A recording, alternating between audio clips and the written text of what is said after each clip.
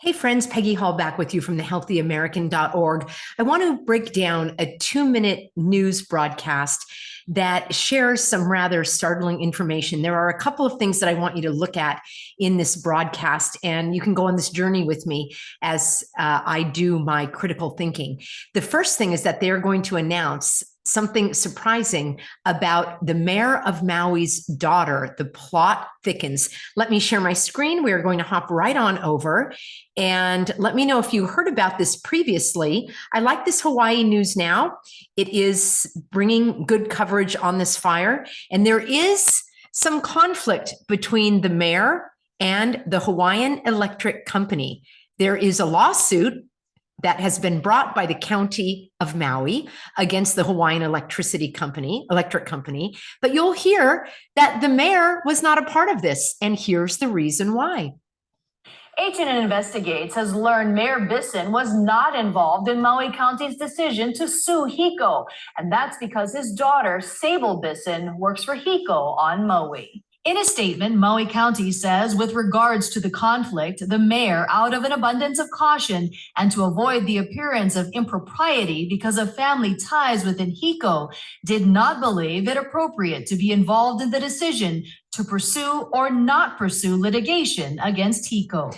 All right, HECO is the Hawaiian Electric Company, and they are being sued for being responsible for this fire. And I found it very interesting that they are using that same old tired phrase that they used all through the hogwash, out of an abundance of caution. So the family ties include his daughter working for the Hawaiian Electric Company. Does anybody find that a little bit suspicious, a little bit of a curiosity?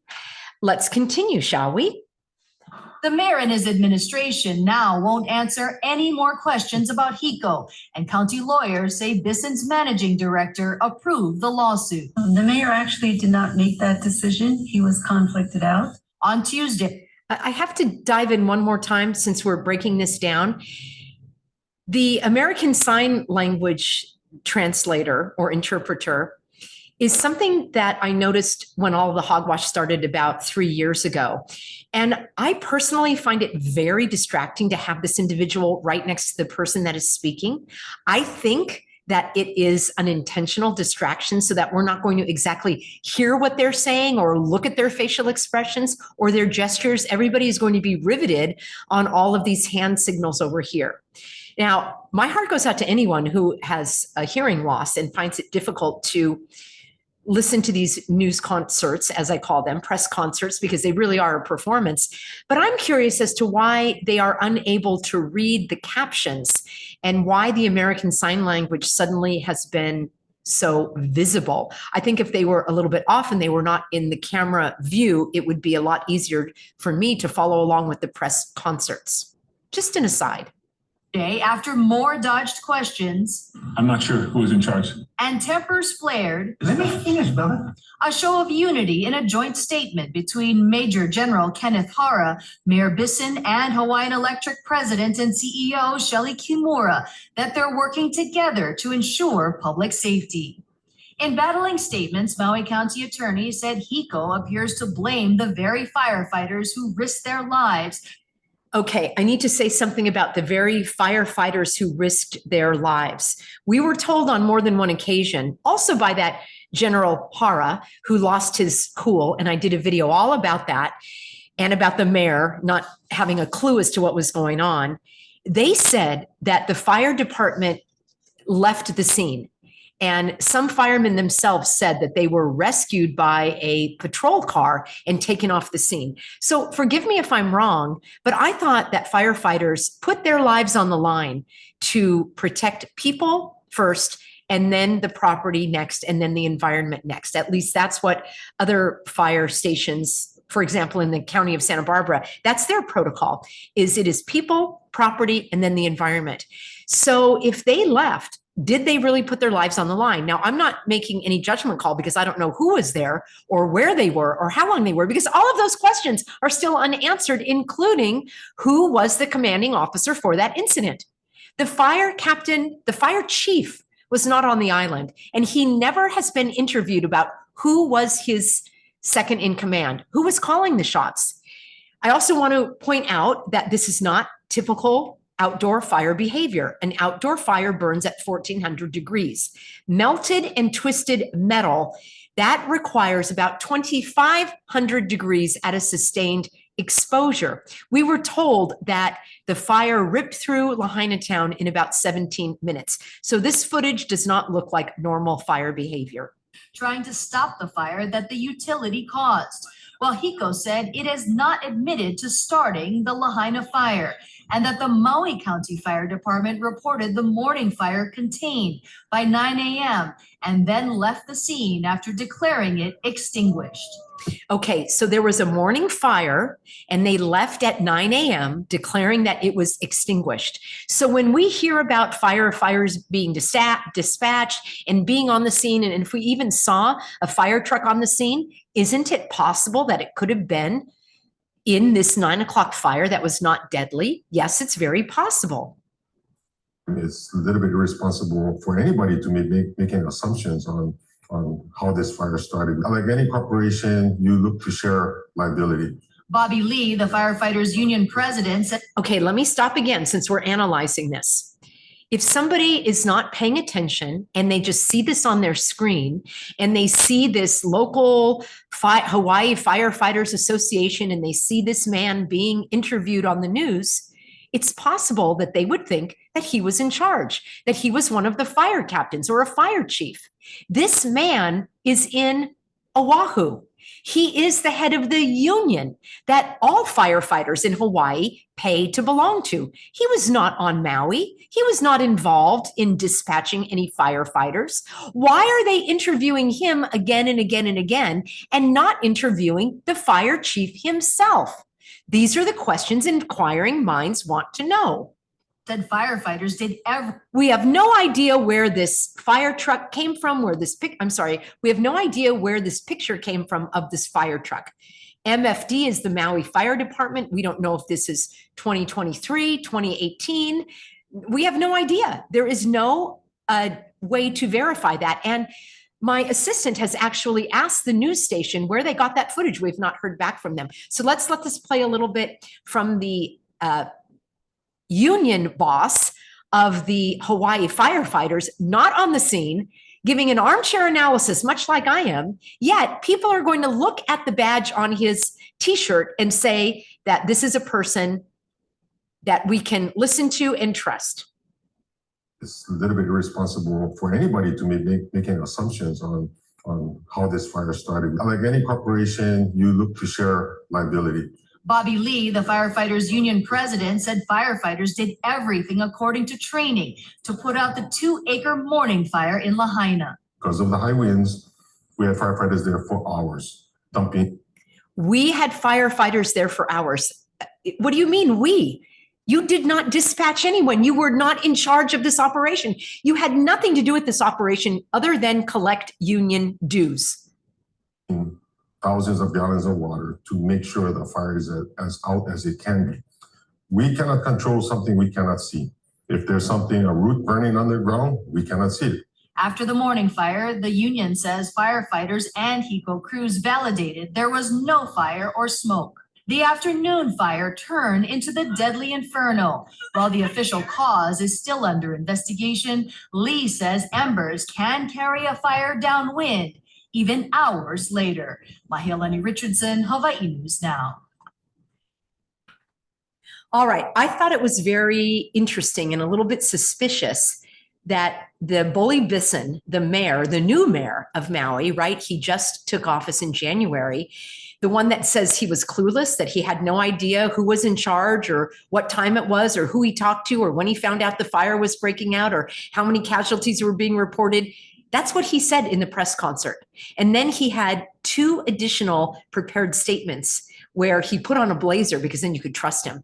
I didn't see any Band-Aids on his fingers though, just like Josh Green do deal. Now that I've been exposing all of those Band-Aids and signs and symbols, I want you to have an eagle eye with me. And I bet we are going to see far fewer Band-Aids on those fingers and thumbs of Josh Green do deal. So I find it very suspicious that the mayor's daughter works for the Hawaiian Electric Company.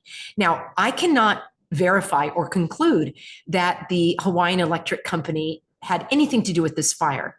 In fact, what I have is a different approach and a different perspective, because schools were closed down because of the winds. Some of them weren't even open yet. So the narrative of young children being left home alone does not have any validation in my view. I think that's a fear mongering narrative that many, unfortunately, have fallen for without asking more questions. And when they say, oh, there are 2,000 students missing, well, that's not an accurate statement either. There are 2,000 students who haven't returned to school in person, but their families may say, we're not going to be going back to any school. The schools are all burned down. I don't want you to study online. Here's a chance where we can go live with our auntie and uncle on Oahu, and you can go to school there. So missing is a word that is used to inflict that psychological trauma. They are not present in school. That doesn't mean anything happened to them.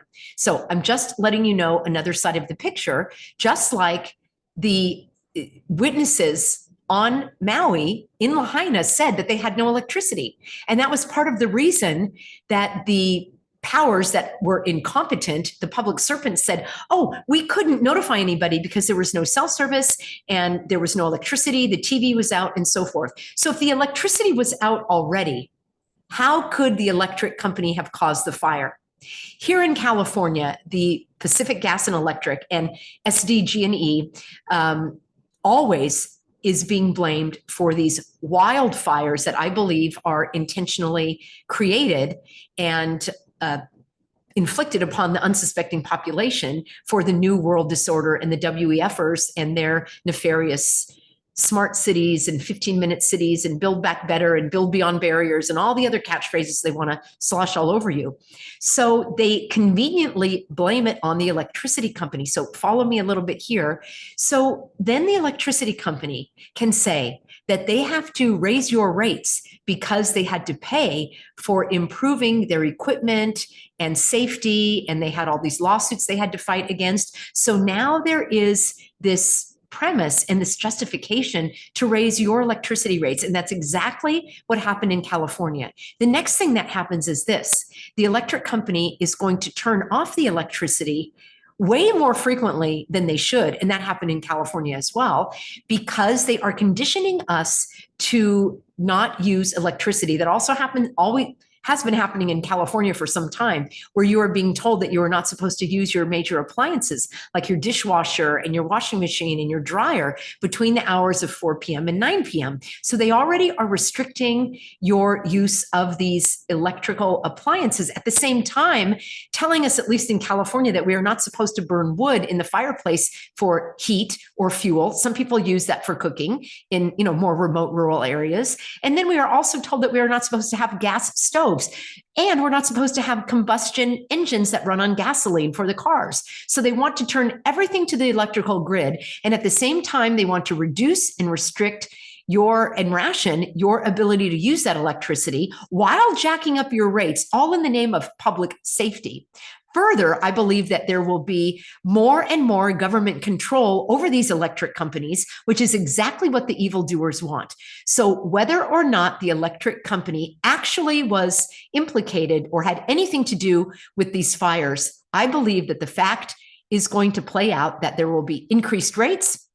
There will be more of these brownouts, even when not required, and there will be more government control and regulation, and they will continue to push people into electricity and away from natural gas and oil and coal because of their green agenda. And I'm telling you, it's not because of the environment. It's because of control. We'll continue those conversations. I've got some very short videos that I took related to what's going on in the environment here in California. And if you care about the environment, you have got to watch these videos. All right, friends, I will see you very soon in an upcoming broadcast. I appreciate you sharing my videos on other channels, on other social media, forwarding them to your friends on email, because you are helping me expose evil, and evil thrives in darkness. So let's keep rattling their cages. They are walking back a lot of the things that we are exposing, and they are watching social media very carefully. The chief of police said that we were keyboard cowards. How do you like them apples? I will play his let's just say, staged interview where he's not wearing his uniform and he's trying to look like one of the people. He even has tattoos. Well, he must be Hawaiian then. What I mean by that, he is not from Hawaii. He is trying to present himself as a kamaiaina, as a Hawaiian at heart, and everything that I've seen so far gives me evidence for the exact opposite. What say you?